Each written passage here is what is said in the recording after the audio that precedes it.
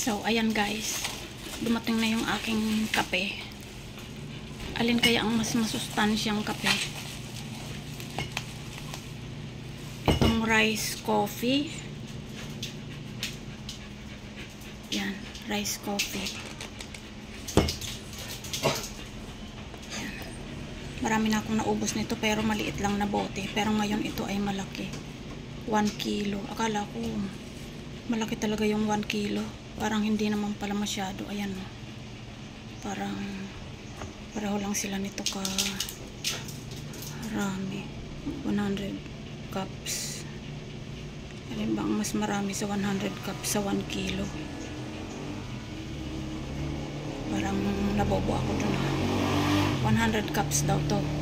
Ito 1 kilo. Siguro depende sa cup kung gaano karami ang iinumin mo. Ayan o, bawas na yan. Yan. Bawas na yan. Kasi order ako nito kasi parang feeling ko mas okay to. Caffeine free. Ayan o, nakalagay. The healthy coffee. Tinutong na bigas. Naalala ko yung lola ko noon nagtututong ng bigas pag masakit ang tiyan ko. So, mag-stick muna ako dito. Eto, paabutin ko na to ng December. Paabutin ko na to ng December, guys. Yung aking Nescafe Gold. Para pag may mga bisita ako, ito ang kanilang kape. Akin tong rice coffee. So, ayan. Update lang ulit sa umagang kay ganda. Medyo makulimlim pa. Pero napaliguan ko na si Itim. Naligo na rin si Ponggok. Si Clover. Ayon, si Haba ay kinulong ko muna para matuyo ang kanyang makapal na balahibo kasi talon niya ng talon sa upuan kapag pinakawalan ko. So, pakawalan na natin guys. Itong si Pongging, hindi ko pa mahuli. O, ayan o. Ayaw na ayaw niya nang naliligo. Nakakaya sa kapitbahay, iyak siya ng iyak pag naliligo. So, tatimingan ko muna na nasa mood na siya. O kaya nandito yung anak ko para hulihin niya yan si Ponggok. Ayan o. So, ayan o. Lahat yan sila naligo na. So, buksan na natin si Habangbang. Kasi tuyo na yung balahibo niya. O, labas na dyan. Kawawa ka naman. Yan. Ikaw, Pongging, ikaw lang ang dinaligo. So, dyan ka lang sa kulungan. Huwag kang lalabas. Kasi, paliliguan kita mamaya pag nahuli kita. Ayan yung tuwalya nila, o. Napakapaka na. Yan. So, ayan. Ayan si Choco. Kinakain na yung pagkain niya o kinain na ng mga kapatid. Ayan, naubos na. Hindi ko alam kung sinong kumain. Bahala ka dyan, Choco. Hindi ka na naman kumain. So, ayan guys. Since ang lulungkot nila kagabi dahil wala nga ang ate namin may inaasikaso sa aming mga kung ano-ano. Ayun. Hanggang ngayon, wala pa siya. Baka mamaya uuwi na yon. Walang tulog yan si Choco. O, ayan o. Mukha na namang lulug-lugo. Walang tulog yan. Hindi natulog kakaintay sa atin niya. So, ayan. Yun nga. Pinaliliguan ko sila. Biglang dumating tong kape. Itong kape na to. Ayan. Order ng anak ko yan kape. Binuksan ko na. Akala ko kung ano. Akala ko kung baka ginto. Joke. So, ayan. Tapos na silang maligo.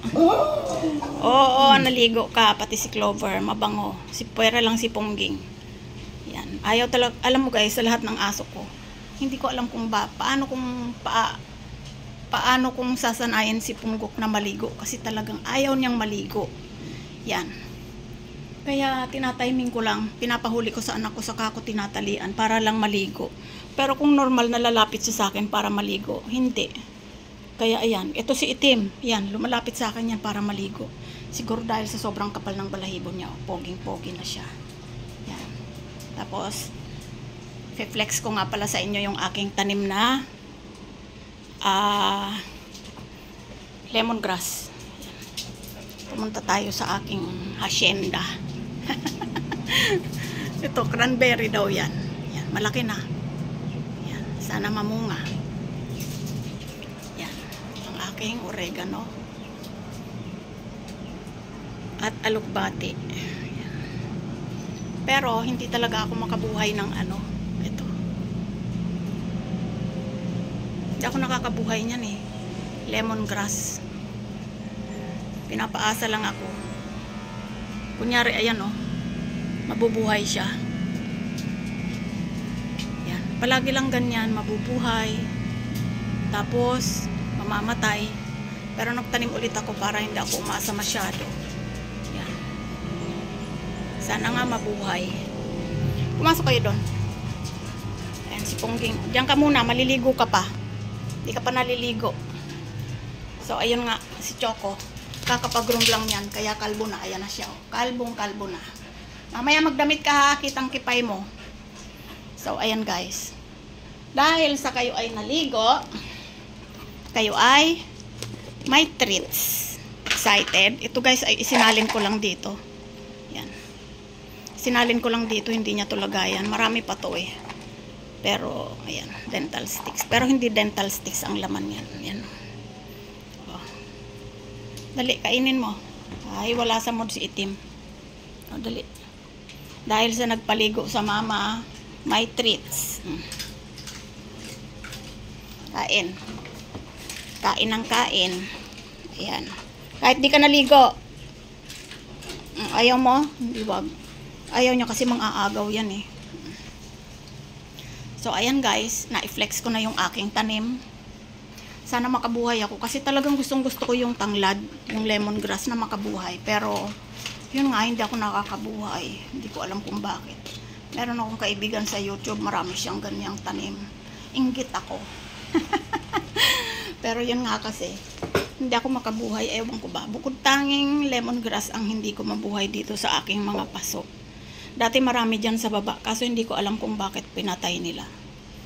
Ayaw na nila ng tanglad, pinagpapatay nila pati yung, anong tawag nito? Ang alam ko, ano yun eh, gamot sa may mga lagnat-lagnat, tinatapal, pinatay rin nila, hindi ko alam kung bakit. Ayaw nila ng mga herbal. So, ayan lang guys, ang update. Naligo ang aking mga alaga. Kaya makailan lang pinaliguan ko sila. Bale, ang pagpapaligo kasi ng mga alaga natin guys, kapag ganitong medyo mainit ang panahon, pwedeng once a week, o kaya pag medyo malamig ang panahon, twice a month. Yun lang. Para hindi naman ma-dry ang kanilang balahibo. Yan. Paubos na nga pala yung aking shampoo. Last na yung ginamit ko kanina. Nakalimutan kong magpabili sa aking anak. Lover. Ayan, pag may dumating na mga kalos ko sa gate, kakahol ka agad. Akala mo naman ay nandyan na ang ate nila. Mamaya pa yon. Shhh! Halika na dito. Choco. Hindi si ate yan. Ayan, ang puti-puti nila ako kapag bagong paligo. Ang linis-linis. Daw, dito lang naman siya sa loob ng bahay guys. Di naman siya nakakalabas. Pero, minsan nagdudungis pa rin kasi kung saan saan umuupo. May ugali pa naman tong si itim kahit na kumakain o may sino man dyan. Iihian niya yan. Bad talaga yan si itim eh. Bad. Bad ka itim. Huwag mong iihian si haba ha kapag kumakain. Mabangong-mabango na sila guys. Yan. Kaso lang, mayroon pala akong naubos na cologne. Naubos na yung kanilang cologne guys. Wala na. Nasaan na yung cologne nyo? Papabili tayo kay ate nun. Yung cologne nyo. Ayan o. Naubos na. Wala nang laman. Ayan. Saint Roch. Ang shampoo nila dati ay Saint Roch din. Pero masyadong pricey. Kaya, ganun din naman yung nakuha kong bagong ano. Yan. Pero gusto ko ang amoy nito kasing cologne na to, kaya nag-stick ako dito. Papabili na lang ulit tayo. Ano? Itim. Gusto pati nila to, hindi masakit sa ilong eh. Bambang! Saka ka na mag-cologne kasi ayan o. Parang, ayan o, konti na lang o. Konting-konti na lang yan. Saint Roch, baka naman. Joke lang. Wala tayong sponsor. Mahirap lang tayo. Tapos, ang mga alam lang nila, walang alam na tricks. Ang alam lang na tricks, kumain. Katulad nun, no, ang alam lang, magmaldita. Yun lang. Hindi marunong. Palasagot. Oh. Haba, palasagot ka, diba? Palasagot yan eh. Oh. Palasagot yan. Walang alam na tricks. Upo. Haba, natatandaan mo pa? Upo. Hindi nabibigyan ng treats, nakalimot na naman maupo. Ay, upo. Upo. Good girl. Marunong pa pala eh. Pag sinabing upo, lahat sila uupo. Oh, ayan. Yan. Yan lang ang alam nila guys. Ayan oh, hindi ko nga sila mapicturean ng magkakatabi kasi umaalis ka agad, nagbubuwagan ka agad sila. 'Di ba? Ayan oh, pagka-cute. Ewan ko ba sa mga iba, may nakita na naman ako kanina sa balita na yung aso tinapon nakadextrose pa, pero buhay. Nung pinanood ko yung balita, ay may distemper pala yung aso. Siguro kaya tinapon dahil nawala na siya ng pag-asa na gumaling yung aso. Pero guys, nasaan naman ang puso nyo?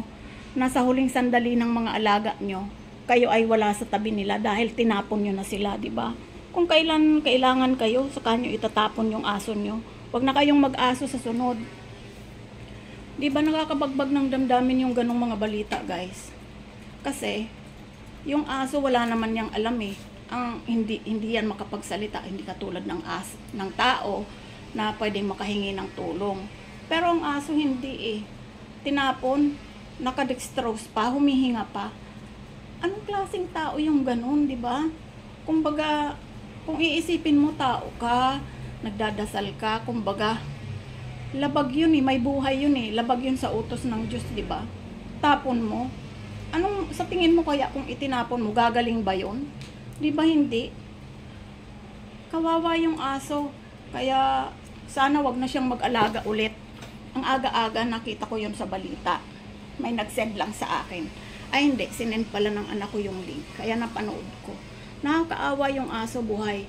Pero sana, yung nakapulot, dinala sa vet, sana makarecover o kaya, syempre, kung hindi man, hintayin na lang yung oras ng aso. Hindi yung itatapon mo habang naghihirap, nasa basurahan, naka-plastic, may dextrose na nakakabit. Diba? Marami akong nakikitang may sakit, distemper o parbuman yan. Basta may gamot o gusto pang mabuhay ng aso at kumakain, nabubuhay naman. Ayan si Choco, oh, survivor yan ng parbo. Na-confine yan sa vet clinic. Mahigit 20 ginastos namin dyan. Pero hindi namin nagawang itapon. Diyos ko naman. Tao ba yung mga gumagawa ng ganon? So guys, alam nyo, na-share ko lang, naalala ko lang. Pero ang topic talaga ay kape. Ayan. Pasensya na. Nadala ng damdamin. Ayan. Mag-stick na talaga ako sa rice coffee. Kasi maiinitin na ang ulo ko na dahil sa kakakape. Joke. So, yan lang guys ang update ko ngayong araw na to. Nakapaligo na naman ang aking mga aso na yung hindi kayang magbigay ng commitment, full commitment, wag nang mag-aso po, no? Wag na po, kawawa ang aso. So, salamat po. Bye-bye.